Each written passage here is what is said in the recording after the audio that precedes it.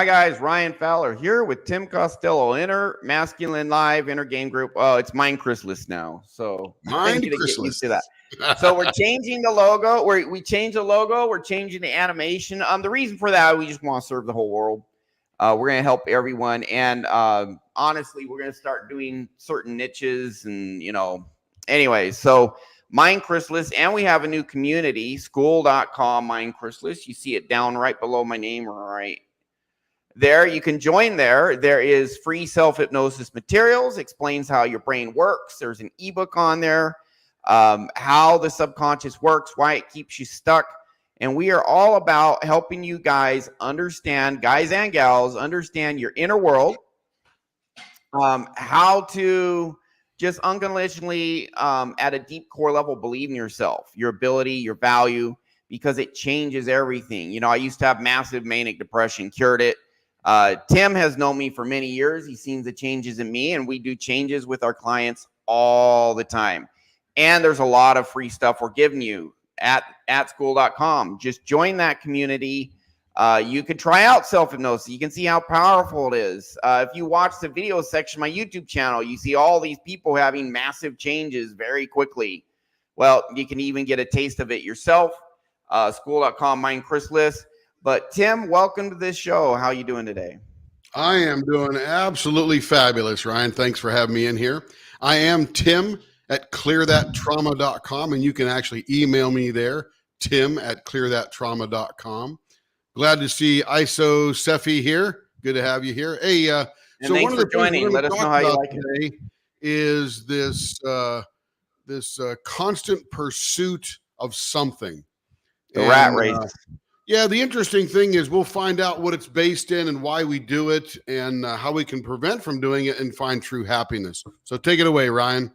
Yeah, and I kind of want to point out, Tim and I, Tim, when you worked for Walmart, you were in their world headquarters. Is that right? You were a store manager. I was very near their headquarters. I lived 3 miles from the world headquarters of Walmart, and I operated stores all around that little Bentonville, Arkansas area.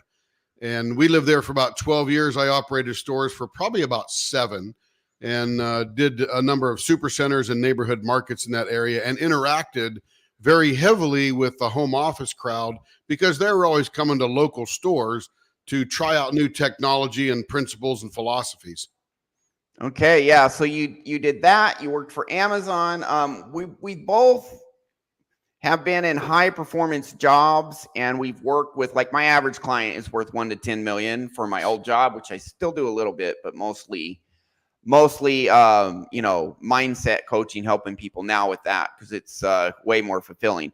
But we have both really been tied into seeing the rat race. I always worked for myself. But Tim, I remember we were talking once, and you said all these C-level execs or other executives at Walmart, their imposter syndrome, the stress, all this stuff you see going on there.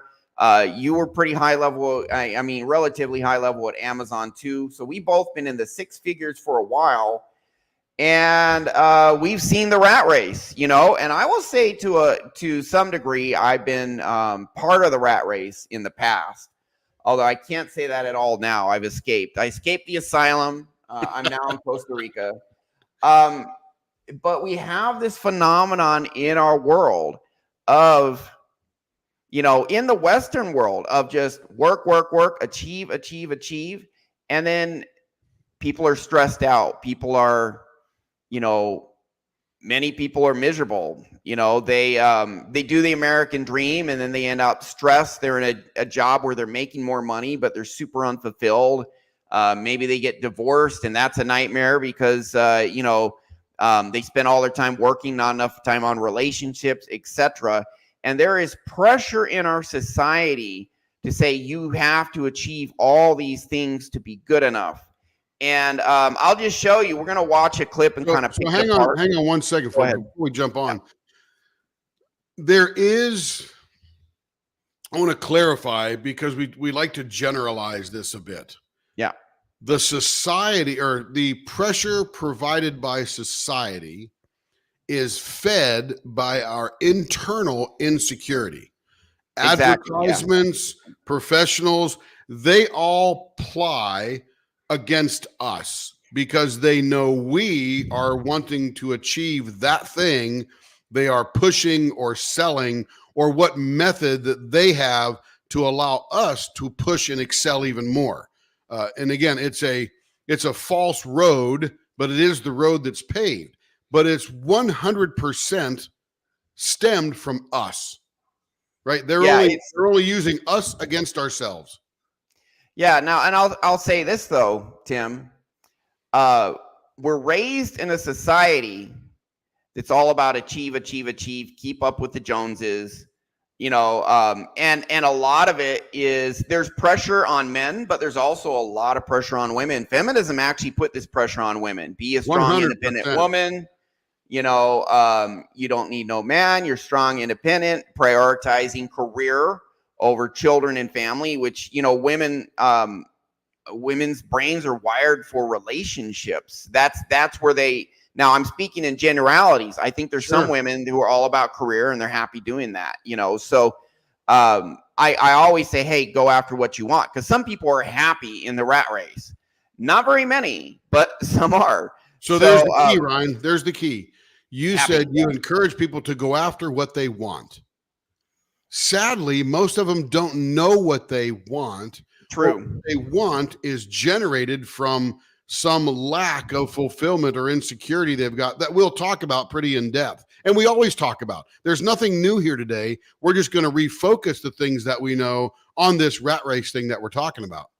Yeah. And so let's talk a bit about toxic shame. The thing about toxic shame is something everyone wants is, and this is, you gotta clarify this, because toxic shame is, I'm not good enough. Everyone wants to feel good enough. We want to feel loved, accepted, acceptable, that we're doing good enough. And the core of the rat race is, I'm not good enough, but if I get the new car, if I get the promotion, if I get the new house, etc., then I'll be good enough. But that's correct. A fallacy. Well, that is based, again, I think we've had this discussion before, where housing markets, automotive markets, whatever market you want to talk about, it's all about you doing something to impress somebody else that has absolutely no interest in being impressed by you, because they're busy trying to be impressing you with what they've got. So this rat race is this endless pursuit of pointless effort. And people do it. Why? Well, they do it because, just like you said, toxic shame is the thing that's thrust upon us in our childhood. And as that is thrust upon us, we start trying to figure it out based upon very little information. Because when you're born, you don't have any information about the world. You're trying to figure it out. So you now take it upon yourself to say, it must be me that's broken because everybody else looks good, acts good, is good, got more than I do, right? So that toxic shame develops into these subconscious routines that never leave our brain until we clear them out. Which is what we do. And let's just look at your average kid in the Western world. They're watching Saturday morning cartoons, and for about a quarter of the time, they're actually not watching the cartoon. They're watching commercials. Advertisements. Yep. Get this, and you'll be happy. Get this and you'll be happy. Get you this and you'll be happy. And kids, when do kids start watching cartoons? 2, 1, Well, now they thrust an iPad in front of their kid and they sit in front of the iPad in the car, in the store, wherever they're waiting. They're got an iPad in front of them or some tablet streaming some YouTube Kids or whatever. Yeah. And then kids go to school. Yep. And we are ranked, we are given grades. If you're flunking, you're not doing as good as the person getting straight A's, but then the person getting straight A's needs to fit in with the peers too. And then there's, you see athletics, the most successful athletes, the most popular people. So you see all these now hierarchies are pretty normal in our society, but it is magnified in Western culture.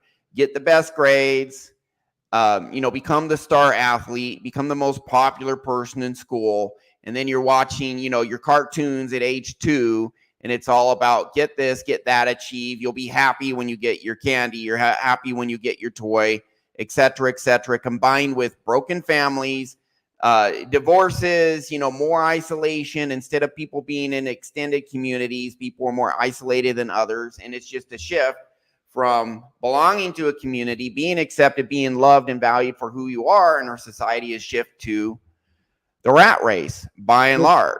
Take, for example, as you mentioned, when you go to school, that the measure of your success or worth in school is your grade point average or your grade.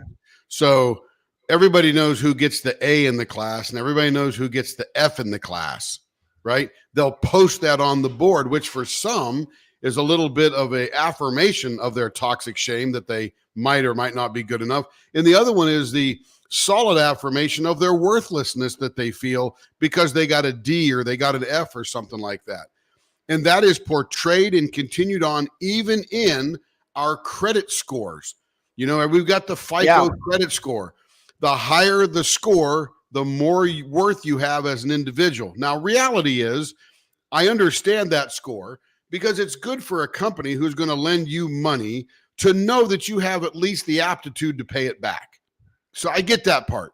Yeah. But to drive that like an A, B, C, D, F kind of thing generates now your self-worth and like, look at my credit score. It's a 722. And we didn't have any of this 150 years ago. Right. Not even really 100. So I get the understanding, but again, debt is bad unless you're using it to make money, right? You can borrow money to build a business. If the business is successful, you net out well. But the worst place in the world is to borrow money for a car or a trip or a vacation. That's what we do to win the rat race, though, right? I'm telling you, that is the rat race. And because, I remember my very first credit card, it was a Sears card. And I got it. And my wife and I back then the term was, we bought something on time, which means we went and got a sewing machine right after we were married. And it was only $180. But we charged it to our Sears card. I would imagine if I went back and extrapolated, that $180 sewing machine probably cost us $500. Yeah, how long before you paid it off? Oh, who knows? Because it just meshed in with everything else, right? Yeah, it wasn't just that one thing. It was just that general revolving credit type of thing. Again, you just jump right into the rat race because that's what everyone else is doing. Yeah, now we have a video we're going to show you guys, but first... What's up, P-Dubs? Hey, Skinny Swole. Isop Sefi, awesome that you joined school. Hey, you guys can DM me on school. So if you have questions, DM me there, no problem. I will help you out with the course. And also we do webinars twice a month on school. This Monday, join the community. This Monday night, we're doing a webinar on procrastination, and we actually have a self-hypnosis program for free on there that you can use to overcome procrastination. So glad you joined school. Everyone else join, watch the webinar on how to overcome procrastination this Monday. Get all the other resources we have on there, no charge. Yeah, it's free. B-Dubs. Now, the biggest benefit is if you want just super concentrated, quick benefit, do a session with us, but anyways, we'll move on from that. P-Dubs, loyal follower, salute back to you, P-Dubs. Thanks for joining.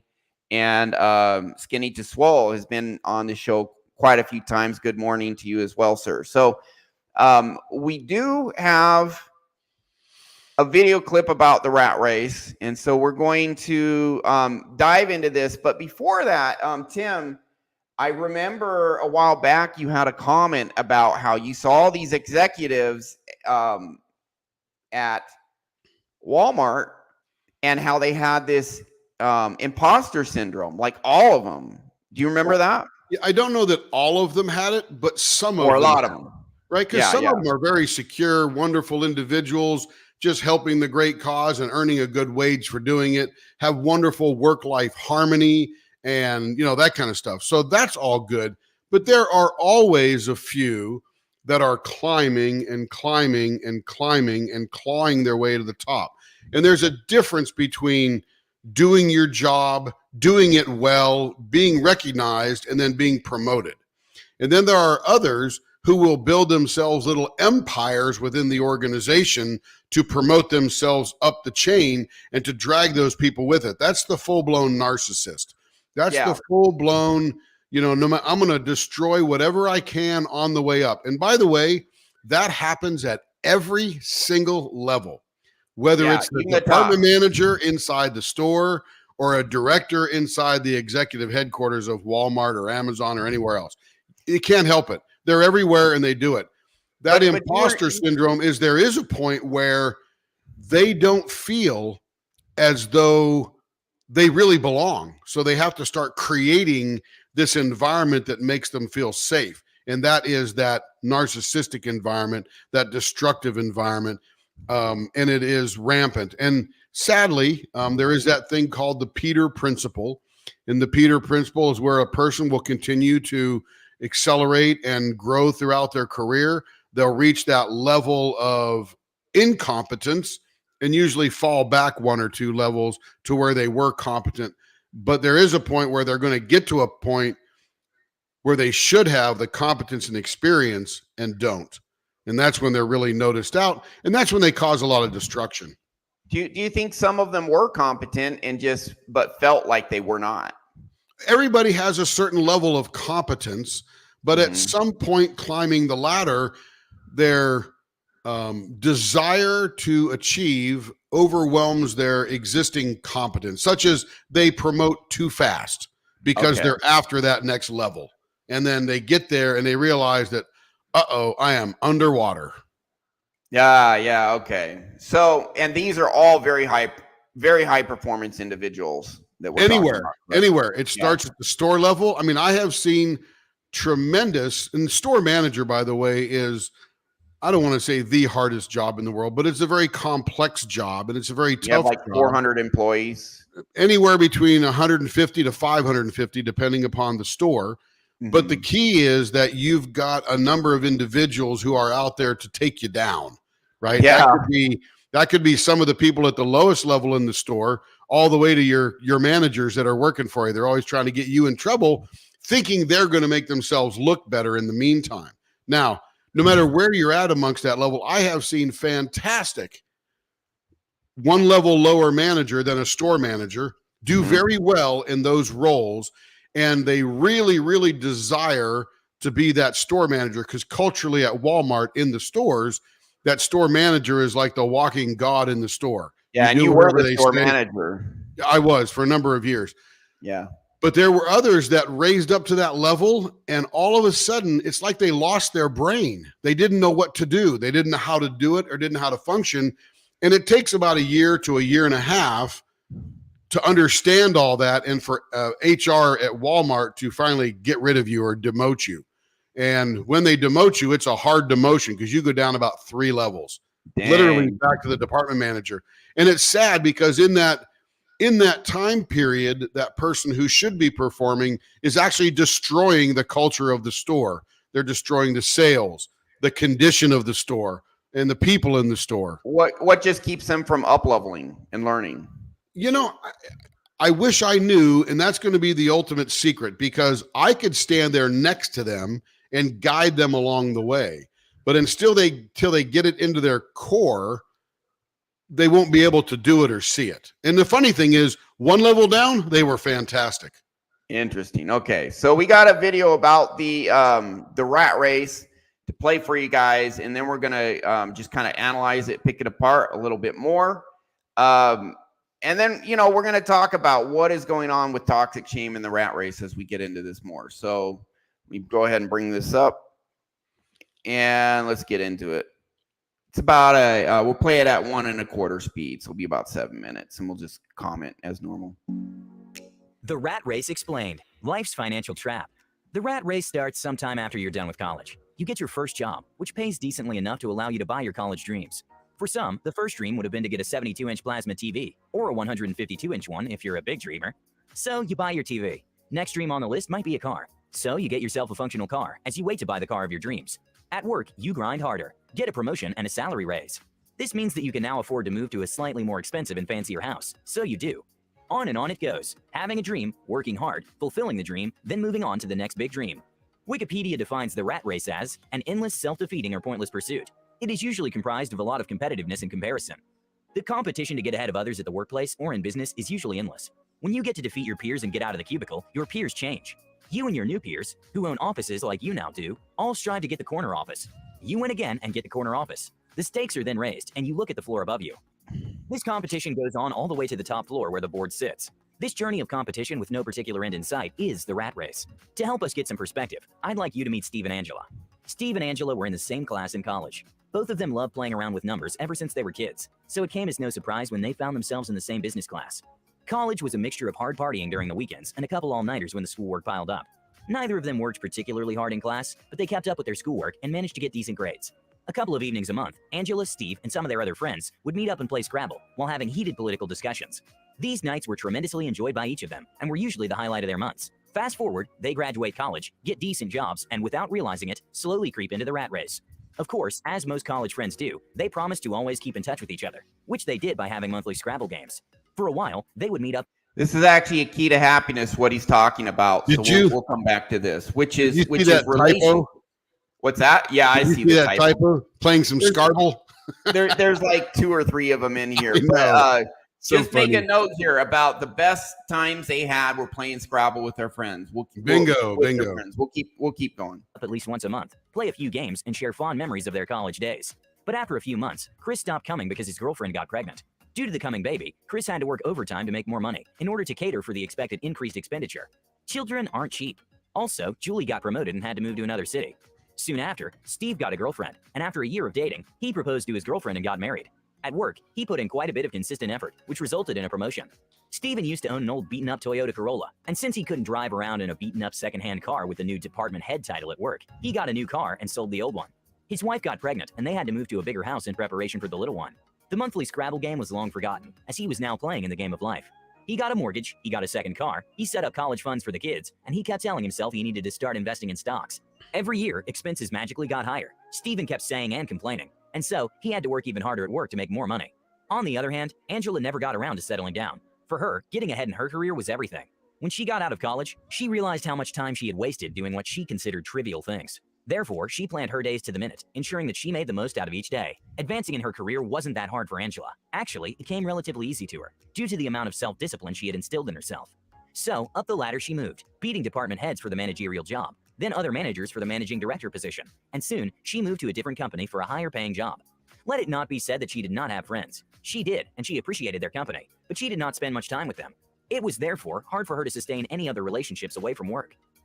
20 years after college, Steve was sitting in his car, preparing to go into a meeting, when he felt all the— By the way, I've known multiple women exactly like that. A couple of them are happy, most are miserable. We'll keep Same going. with the men.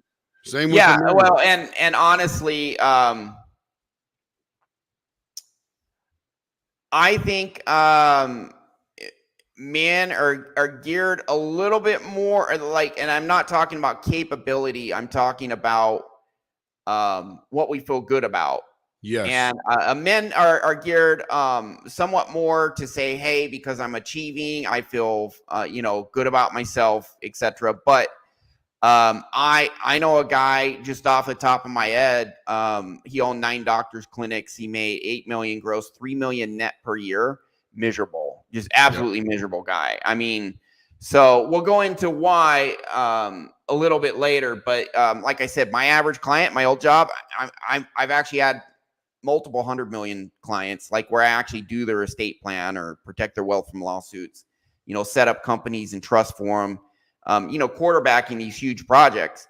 And I've known, I will say money, it can cause it can be good. It can cause a lot of stress. I've met happy people. I've met miserable people. I'll tell you more after this, but the rat race, man, it's stressful. We'll keep going. The weariness of the rat race, or it's stressful for most people, not all. Crashing onto him. His marriage was on the rocks, considering how much time he spent at work. He loved his kids to bits, but never really spent time with them.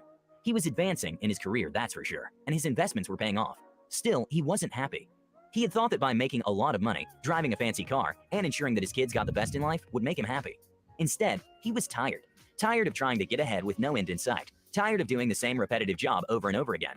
He just wanted to be back in their small college room, getting wasted, playing Scrabble and trashing Play-Doh. And how much money did it take to do that, right? Broke but happy. In that car, at that moment, Steve called his Scrabble squad and planned for a meetup. A good number promised to show up, including Julie, Angela, and Chris. Only Angela showed up. That night, their discussion was the rat race. Were they happy now that they'd achieved almost everything they thought they would by the time they left college? Could they see an end in sight? Was it pointless? Steve was frustrated.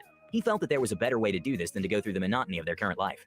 Angela was mostly resigned. She didn't know a different way of going about life that didn't involve her power suits. The rat race fed her, clothed her, let her go on her rare and expensive vacations, and ultimately made her as happy as it could. Getting And every picture has her by herself. out of life's financial trap. That night when she got home, Angela decided that she would examine if there was a different way to do things. Was there a point to advancing her career day in, day out? She had come to absolutely hate her job and its repetitive nature. After reading a couple books and going through articles on some websites, she decided to see if she could improve the quality of her life by getting out of the rat race. The audit. First, she had to determine if she was in the rat race.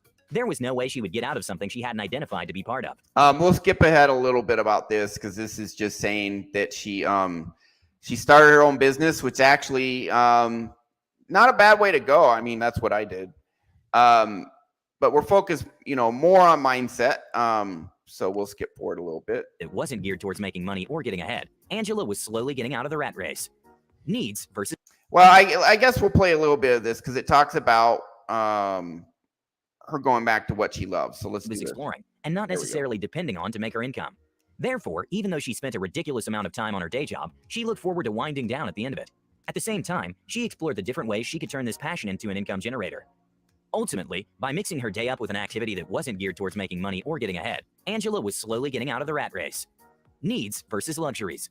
In order to stop fully depending on her day job, Angela had to determine what she needed and drop luxuries she didn't need. Her vacations had to be of a reasonable cost, her clothes functional, and she didn't particularly need a chauffeur when she could drive. By cutting down on these luxuries and concentrating on her needs, her income need lowered, hence making it easy for her to ultimately leave her job. Steve could not get out of the rat race. His fears of the loss of income, his competitive nature, and his need to be like his peers worked against him. Maybe, he told himself, he would retire to a small fishing village on some coast and be happy once he was done with it all. On the other hand, Angela bid her time, changing small aspects of her life and knowing that happiness is not a future goal. It is to be achieved now. Fast forward 2 years later, Angela leveraged her corporate contacts and started her own design studio and school, which she runs and manages. She isn't profitable quite yet, but in a few months, she's projecting to become profitable. By that time, she will either have the choice to either run the business or hire someone else to run it for her. Essentially, Angela would have escaped the rat race and can finally start living life on her own terms. This is just a simple example of what a lot of people face in the world today. Most people will unfortunately have to slave away most of their prime years working for a paycheck, but you don't necessarily have to follow this path. Okay, and that's good for here. So, Tim, before I turn it over to you, here's the thing. I tell people go after what they want, but what people end up doing is doing stuff to a great degree they really, really don't want to do in order to get what they think they want, which they don't really want, which is slaving away and then getting all this money or success or whatever, but not being fulfilled. Like I to this day, I remember I had a friend, 4.5 months into the year, he already made $700,000. And I said, that is amazing. You made over 700 grand in 4.5 months. How do you feel? He's like, I'm miserable. I feel not good enough. It's just like, why do you feel not good enough? Because my friend made 1.2 million already. And I'm just like, are you listening to yourself? Your comments on this, you've seen the rat race because you've been at Amazon in executive positions. You've been at Walmart in executive positions. Your comments on this. So let's define rat race. Yeah. The rat race defined is an endless, self-defeating, or pointless pursuit. However, while we're out there earning and playing in the rat race, sometimes it doesn't look like the rat race to us. The reason it doesn't look like the rat race to us is because everybody else is doing it. Now, the key is, if it is a self-defeating, endless and pointless pursuit, how could we make it non-self-defeating, and how can we make it have a point, right? There's nothing wrong with earning money. There's nothing wrong with achieving success in and of itself. And it's fun for a while. Absolutely. What's wrong with it is that if we are stuck and don't have a point to what we're doing, then it is a rat race. But let's just say you start off and you say, and the best book I ever read, hands down, about business and money and all that kind of stuff is The Millionaire Next Door. Yeah. And The Millionaire Next Door points out that those things that we perceive as successful are really not all that successful for the person involved in that pursuit. Where the things that we see that don't look so cool and mighty actually have a point to them. And the reality is that that person's a lot happier. Case in point, the doctor. The doctor goes to high school and he's forced or she's forced to get good grades because that's going to get him a bit of a scholarship into college, right? And then while they're in college, they're forced to get, forced by their own brain to get good grades because that's going to get them into pre-med. And then pre-med will get them into medical school. And they'll take all these tests along the way that tell them their aptitude and so on and so forth. And then eventually they become a doctor and they find an internship and then a residency. So that whole process could take literally from 18 years old when you graduate from high school until you're 28 or 30 years old, where you will have actually produced nothing.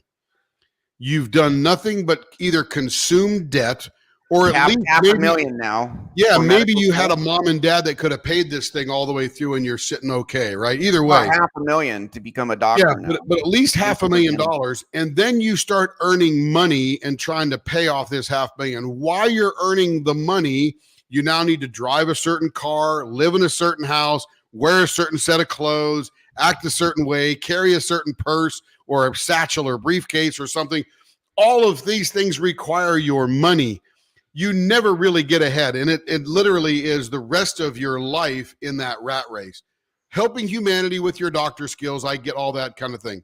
And then they compare that to the person who graduated from high school and started a lawn mowing business. And by the time this person was 30 years old, they have a fleet of 7 trucks, 35 employees, and the biggest card in their pocket was a JCPenney card, right? It wasn't a Visa, MasterCard, American Express, Black, all that kind of stuff. It was just the things they needed. And they had a house that was paid off by the time they were 30. They had kids that were healthy. They had a family that was still involved. So the juxtaposition is that society, like you pointed out in the beginning, Ryan, society wants us to think success is a certain thing. And that certain thing is not a success because that's driven by all the advertisements and the car companies, et cetera. Now, nothing wrong with buying quality merchandise, but you don't always need that quality right then. Case in point, Joe goes to work. Joe starts achieving, buys a house. The only reason Joe moves out of that very functional, normal house or buys a bigger, fancier car is to impress his friends. Yeah. And the term they use, well, hey, honey, we can afford it now, which means we have just enough money left in our very strapped budget to go buy this house or buy this car or buy we can afford the payment. Right. We can afford the payments, right? So afford is a very weird word to use in that format because the reality is you can't afford it if you did actual structuring and learning what that thing actually costs you. Yeah, so, you don't have enough money to buy it. You have enough money to get debt for it. Absolutely. Yeah. So we everybody is stuck in this rat race. I was in the beginning till I pulled myself out. By the time I was 30, I'm like, Why would I go buy that big fancy house with that giant yard? Number one, I got to heat and cool the place. I got to maintain the place. I got to hire someone to do the lawn because I don't have enough time. I'm working so hard, so that is not happiness. That's just providing jobs for a bunch of people. So once you pull yourself out of the rat race, you get back to what truly is important. And for me, it's lots of tools. Just kidding. Yeah. You just kidding. love Just kidding. You love working in your garage, like putting stuff True together. that. But the reality is, I've been married 40 years. That didn't get there because we just hung out for 40 years. It got there because we had a goal in mind in the long term. We love each other. We want to be around each other. We're not perfect by any stretch of the imagination. We make all the mistakes that everybody else can make, etc. So it is important to have a point to it all, right? Because if not, then it is that endless self-defeating race that we get involved in. And you find yourself, I see old people now. I'm an old people now. I'm 62 years old, right? I don't look at myself as old because I don't feel old. But the reality is I'm getting to the point in my life where I'm seeing a lot of my friends breaking down physically, financially, etc., and they're not living the best life they could have lived had they had a point in the beginning when they were earning money. They squandered their money, instead made their money work for them.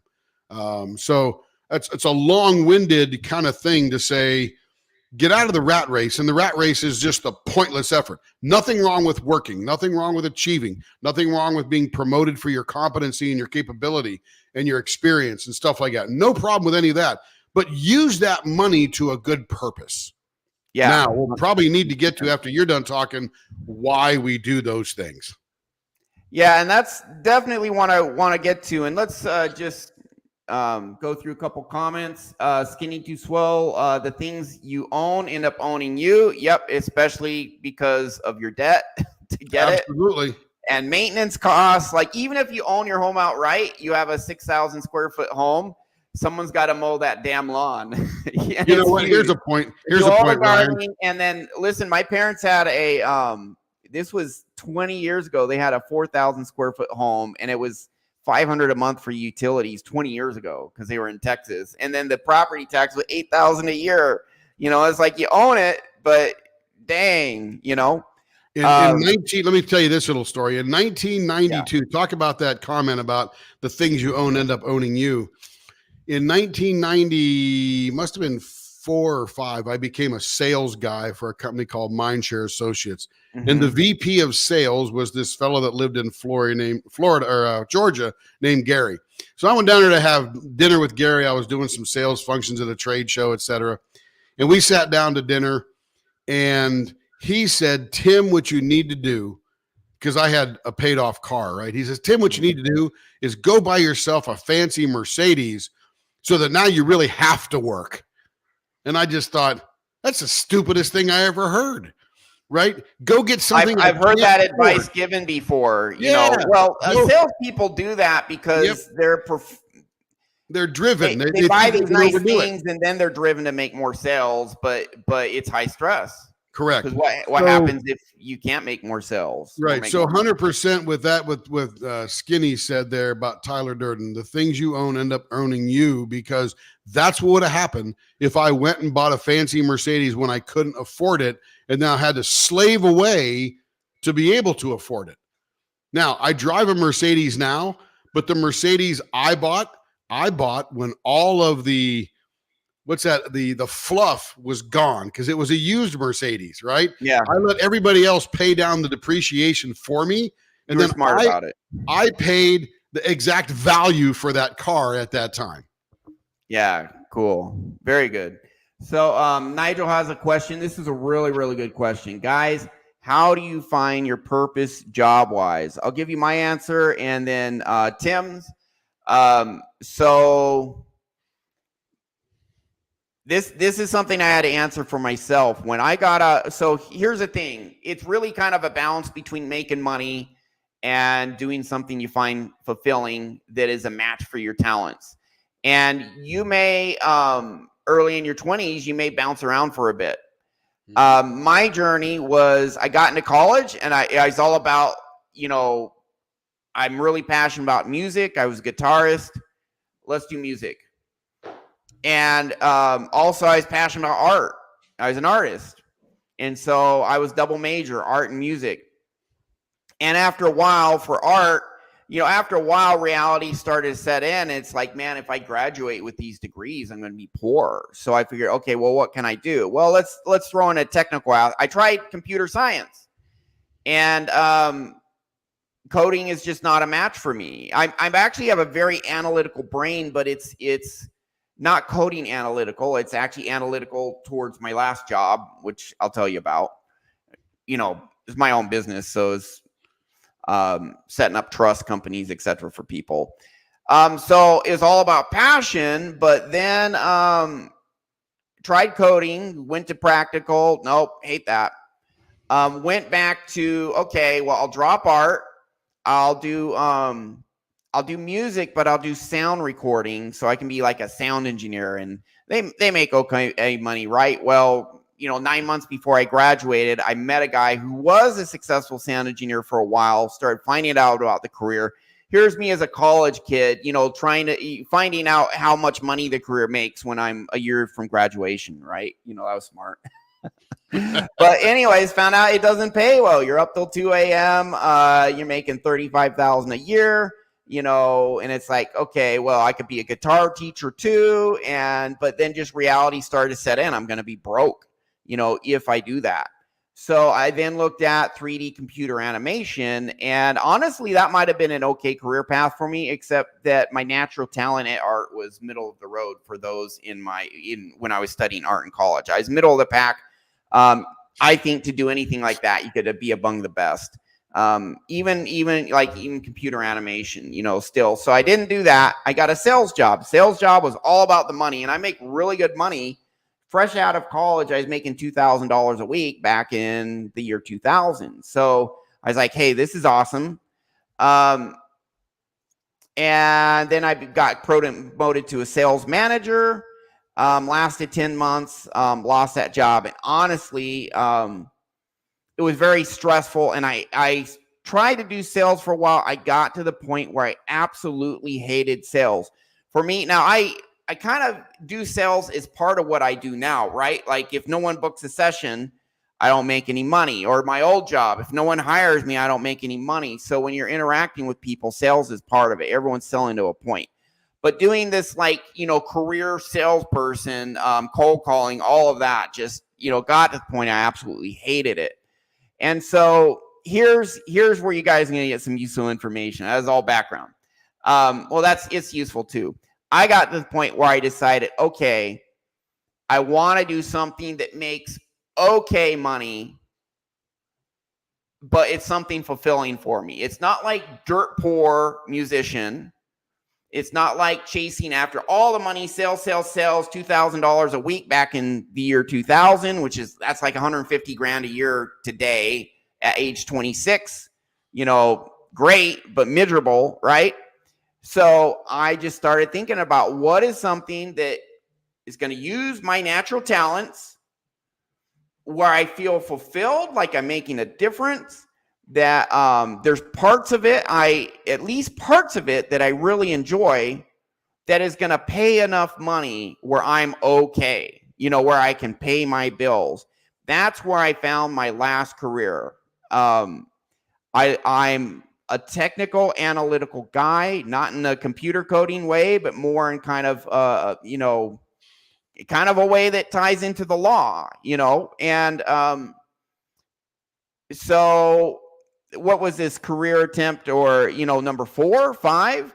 So it's okay to take some time and figure it out, but so let me throw down here. You have to balance it out. Something you want to do, something uses your talents, something where there's at least parts of the job that you love and enjoy, balanced out with making enough money to not be miserable. And there's a Harvard study about how much money makes you happy. We'll look at in a bit, but go ahead, Tim. Yeah. So let me throw down on this just a hair. Yeah. I don't think the ultimate is to find purpose in your job. And 100%. that's not to discount anything Ryan just said, because he was trying to match up his natural potential into something that would, at least he'd enjoy doing while he was doing it. Exactly. Most of us don't do what we want to do day in, day in out, day in and day out. I said that wrong. But Because we're just stuck trying to make money. So number one, Nigel, the answer to your question is number one, you have to discover your authentic self. You True. can't do that if you are riddled with subconscious trauma caused by the toxic shame of childhood. Now, what does that mean? Number one, you have to have a solid foundation, which we call inner game. That inner game is you, number one, loving yourself to the core and knowing your value. Once you know that, the rest of it is almost easy. But number two is to ensure that you belong to something, and we can get rid of that subconscious trauma so that you can at least belong to yourself, and then find other like-minded individuals to collaborate with. Number three, you have to then, once you start achieving whatever you want to achieve, to understand that you now deserve what you've achieved, right? With no regrets whatsoever. We often hear this, I have no regrets. I don't know what that means, but I'm starting to figure that out a little bit. Number four, you have to feel safe and secure. And I think if you took care of 1, 2, and 3, number 4 is a little bit achievable, easier, once you get rid of the subconscious trauma that may make you feel unsafe or unsecure. Everything's going to fall apart. But once you get those 4 lined up and you have no harbored or trapped rage, resentment, or anger, you're free. Number one, you don't give a crap what anybody else thinks about what you're doing, except the people paying you money to do it. And then you can now go achieve whatever it is you feel your authentic self wants to achieve. If that's being a tree climber and cutting limbs, go do it. If that means sawing wood with your brand new wood miser and selling it to people who are woodworkers to make money selling tables, whatever the case it may be, you will find that thing, and then you will have purpose because you now have a point. And that point is to secure your future by generating an income that pays everything off and stores money for you to last when you don't have the ability to do that. So that's my thought. And I think that goes right in line with what Ryan was saying, because Ryan was trying to find his authentic self to earn some money. Because I'm telling you, once you get to a certain point, and that's probably going to be, I know Harvard will say 78 or 90. Yeah, we'll show the Harvard study in a moment. The reality is you need enough to keep a warm bed, a house over your head, or a roof over your head, clothes on your back, food in your belly, and some type of transportation. If you're living in the city, it might be a bus or an Uber. If you're living out in the country, it's going to be some kind of vehicle. There you go, Ryan. Yeah, so very well said. And the big takeaway, one big takeaway I got from what you were saying, which I agree, is don't do something just because you think others will approve of it. Bingo. And don't do something just to make big money so you'll feel successful, you'll feel good enough. That's right. 100%. What we do is we get down in your core, in your subconscious, where you feel it at a core, gut, heart level. You're good enough just as you are. You have massive value just for who you are. You don't need to do or say anything to have this value. You just have it. In fact, there, unconditional acceptance, and you can get whatever you want. Doesn't mean you're entitled to it, but the more you do anything, the better you get until you get enough skill to get what you want. So now go after what you want. Don't keep up with the Joneses. Screw all of that. If your friends don't approve of you, find friends who do. And I've literally cut friends off who were just not good for me. They were just critical, putting me down, whatever, or just very negative. I got rid of them.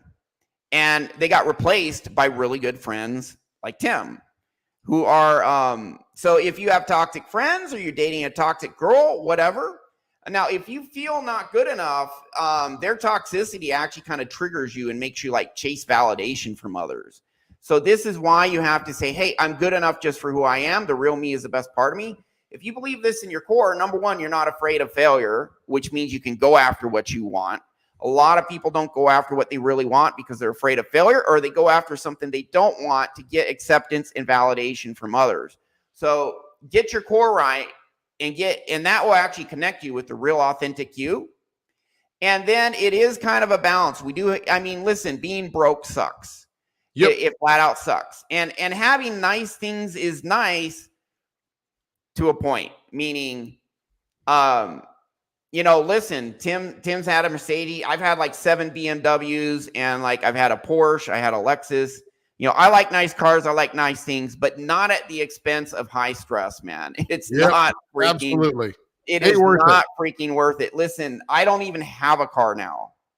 I use Uber everywhere.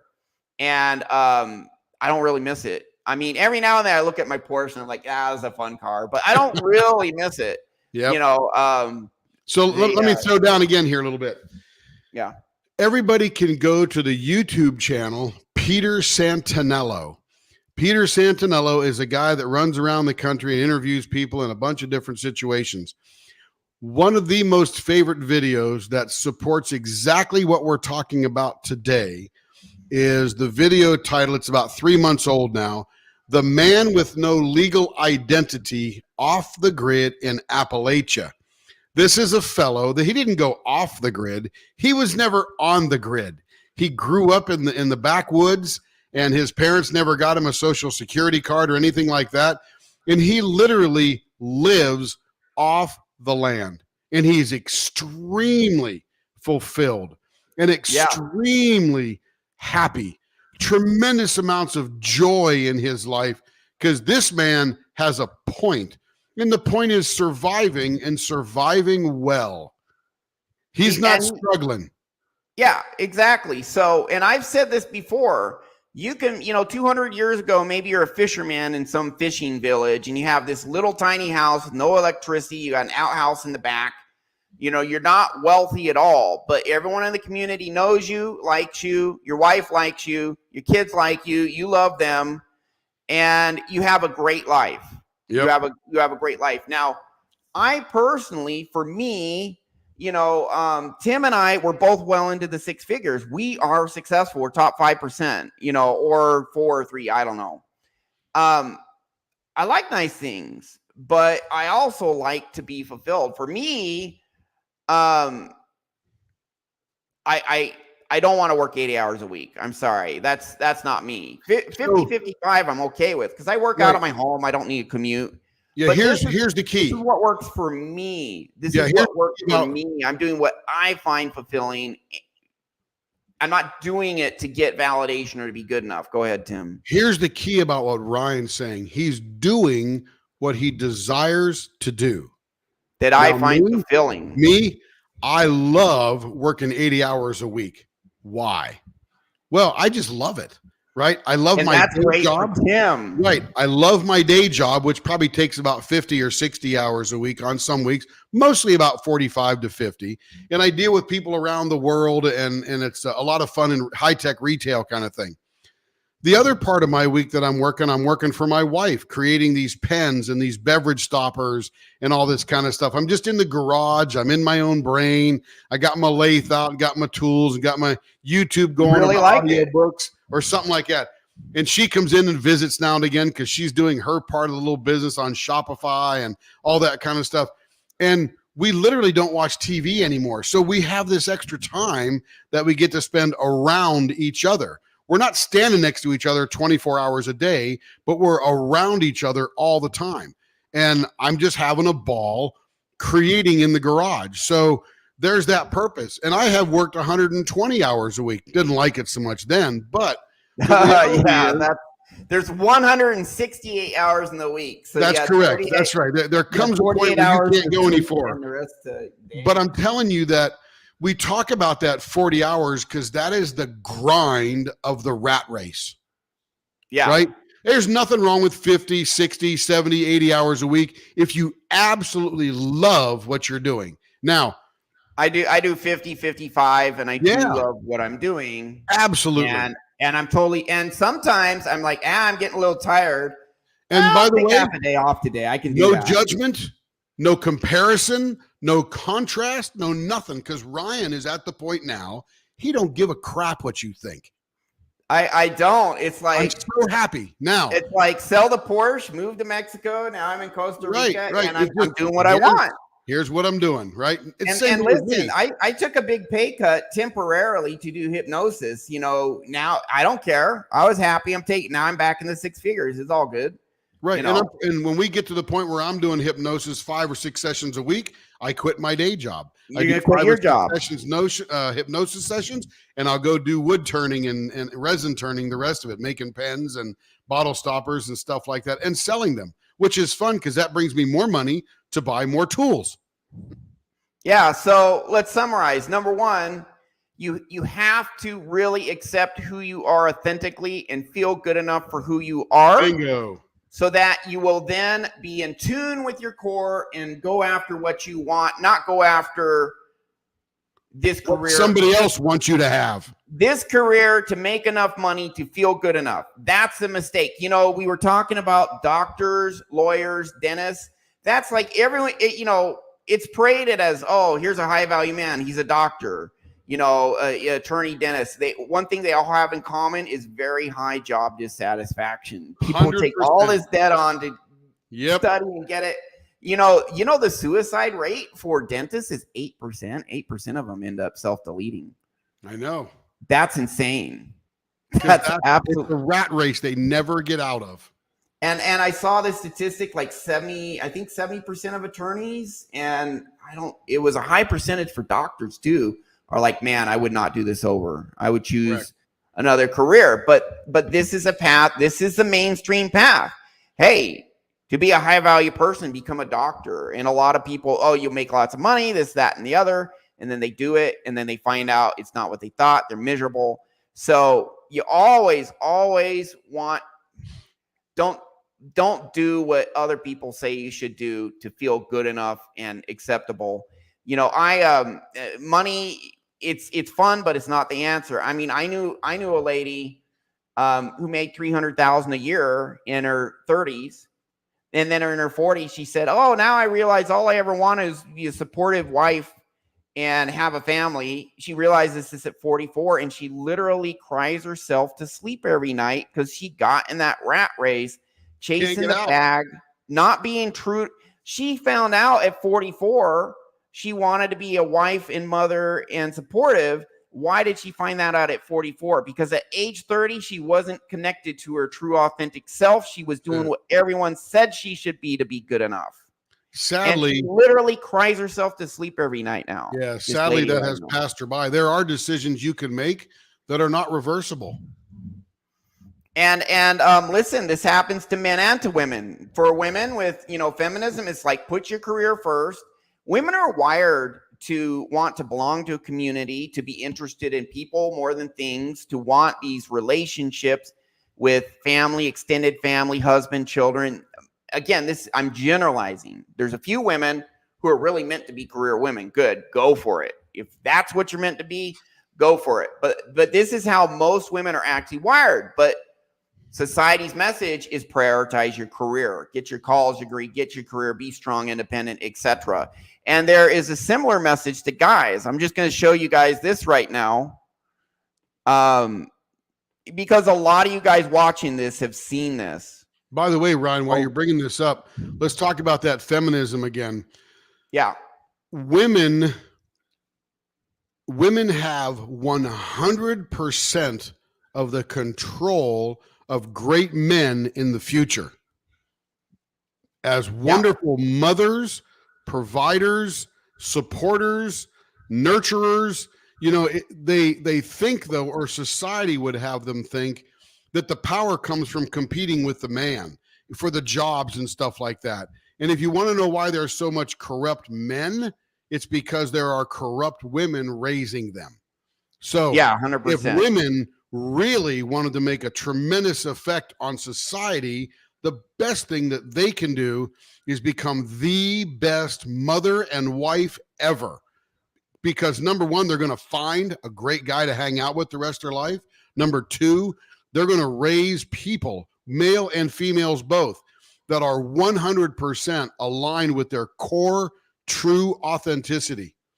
And then that's going to have a huge effect on society. People won't be sitting on the streets in LA and Seattle doped out from drugs because they're malaligned, right? They're just maladaptive people. So that was my comment on the feminism thing. Is the feminism is out there trying to compete with the man for the thing in the world.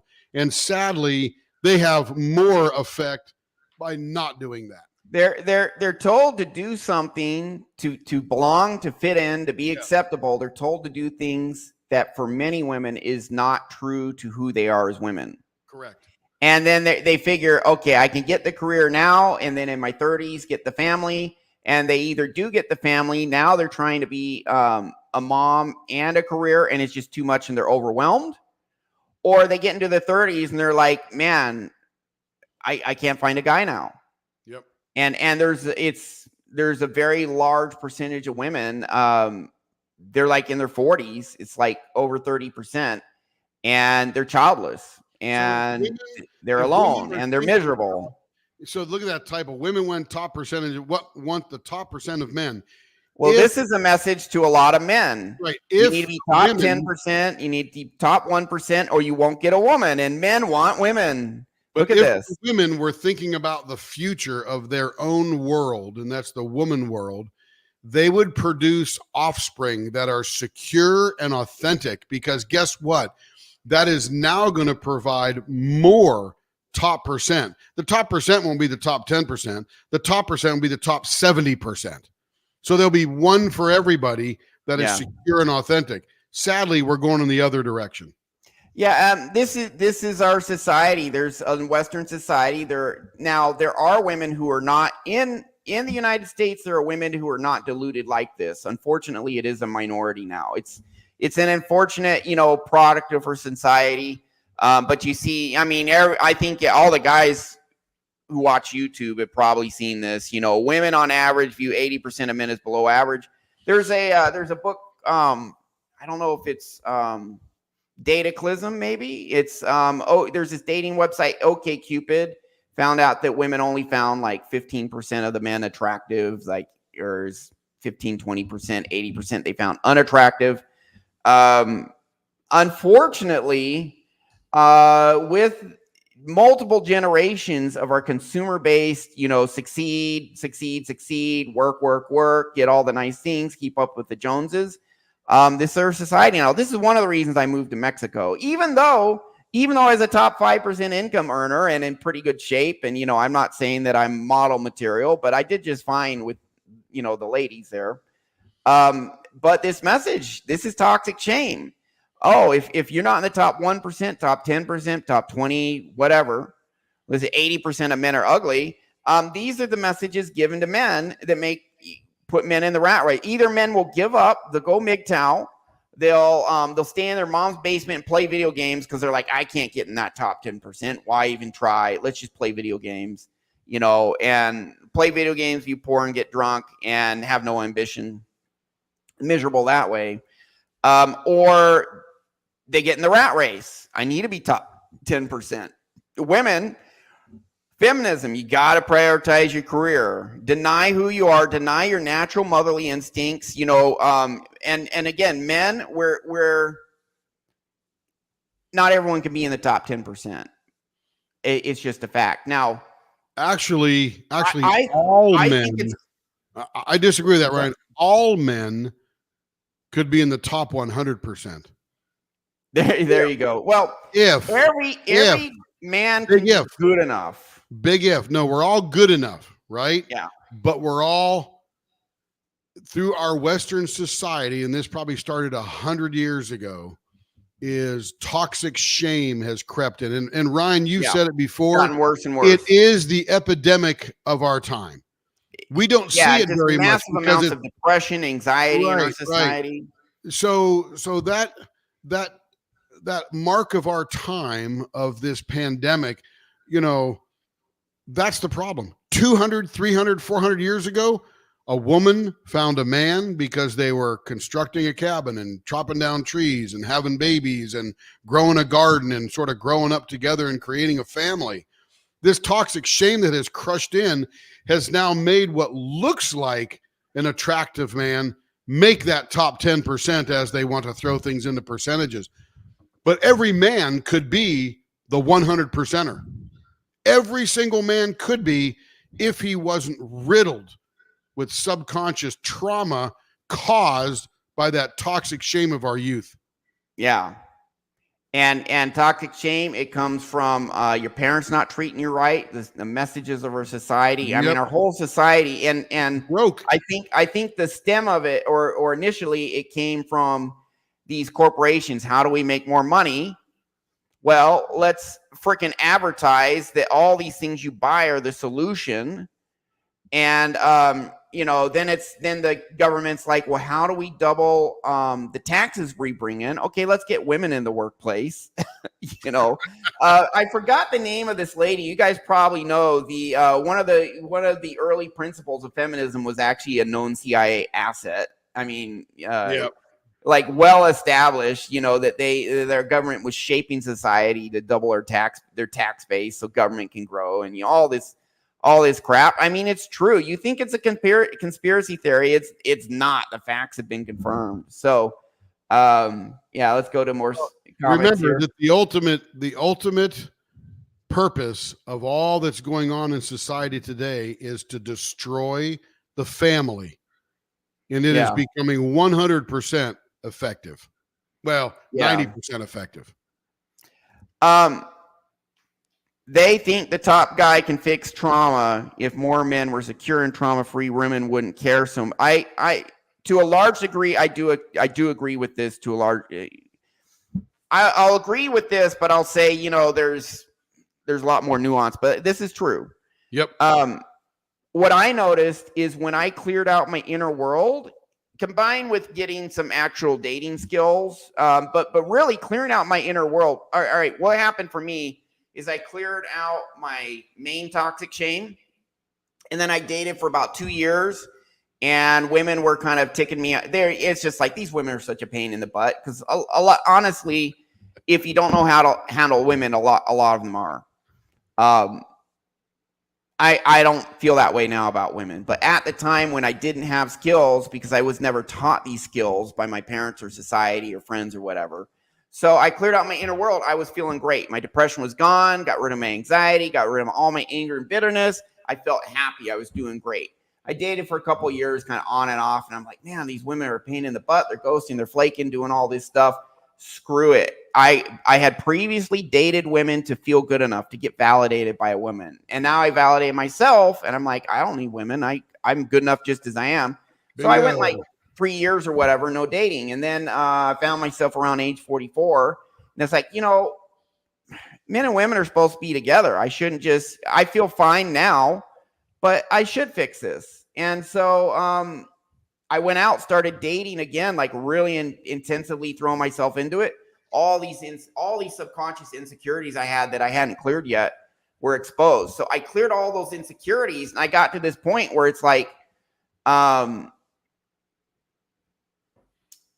got to a point where I really had some confidence now with women. Like, women they just couldn't jerk me around anymore. I was too secure because I cured my inner world, and really nothing. I got to a point doing this additional work where nothing a woman could do could really faze me.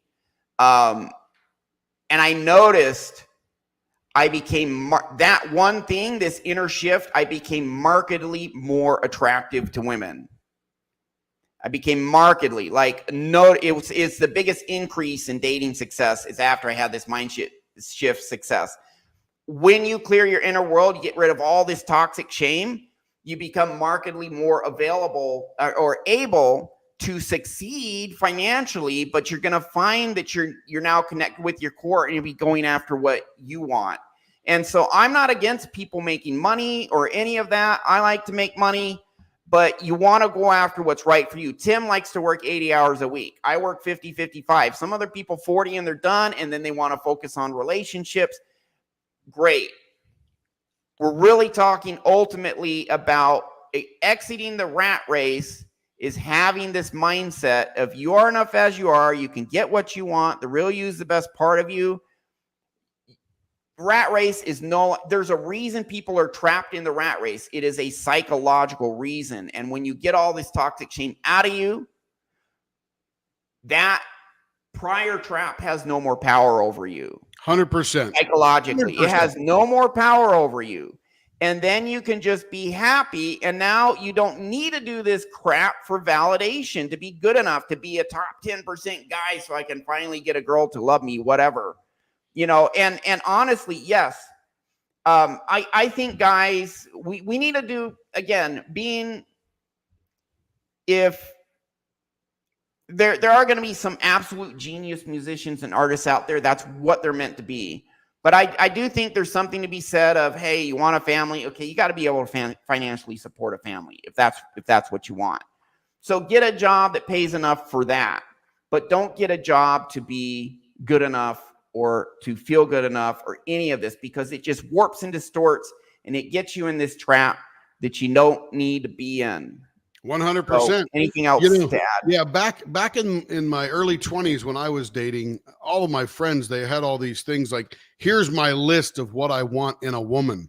And it was all very esoteric, right? It was very, this is the shape, this is the hair, this is the whatever. And I'm just thinking to myself, and Ryan, you just proved my point, is that if you fix yourself, then you don't matter what all this list is, because now you're just looking for the one that matches up with you. Yeah. Period. The secure woman, the woman who is properly wired, and the woman who has proper desires to look up to what family Ryan's going to build in the future. And the women who flake or ghost really don't bother you. That's it. Well, you just Because move on. If they reject you, you're still good enough. She rejected me. She doesn't see my value. So That's she it. can't reject you. She can't measure up to you. There's a difference. Yeah. Sometimes they'll say goodbye because they can't stand the greatness. Sometimes, yeah. Yep, absolutely. There is some truth to that. Some women pass up good guys because they don't think they deserve them. That happens all the time. Yep, yeah, absolutely. All right, so I guess this has been an exciting show, Ryan. It's gone by fast. Word.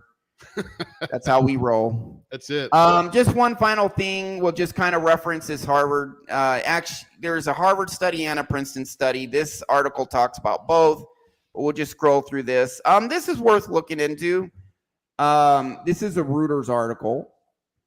And they link to these studies. But there's a Harvard study that's been going on for 3 generations. And participants with more prestigious jobs and more money were no happier in their lives. Right there. And what they found out is that now, again, this number needs to be updated. It's probably more like 90,000 a year. So this study at Harvard been ongoing since 1938. They're on 3rd generation. Hey, Ryan, roll down a little bit where you were. I don't mean to interrupt, but there was a point down there. Just roll down right there. So the key is that 4th paragraph in that: career success does not equal happiness. The notion that you will be satisfied if you chase a money-oriented achievement, such as a big promotion or a dollar figure in your 401k, ... pushes happiness into the future and always out of reach. That is the ultimate statement right there. Why? Look at Kurt Cobain, man. On my next mega platinum album, I will be happy. On my next $1 million in the bank, I will be happy. He never, ever achieved joy. It was always out of reach because of the toxic shame that he suffered as a child that caused those subconscious traumas to make him never feel good enough. Yeah, toxic shame is a subconscious belief. And subconscious beliefs, 95% are formed by age 14, 75% by age 8. They get down there. Outward events can trigger our toxic shame, but outward circumstances don't change our subconscious. So if you feel this is neuroscience, this is how our brain works, psychology, whatever. if you have a subconscious program developed in childhood that I need to be more successful in order to be accepted, that program does not change. You still have that same belief once you become more successful. The belief stays the same.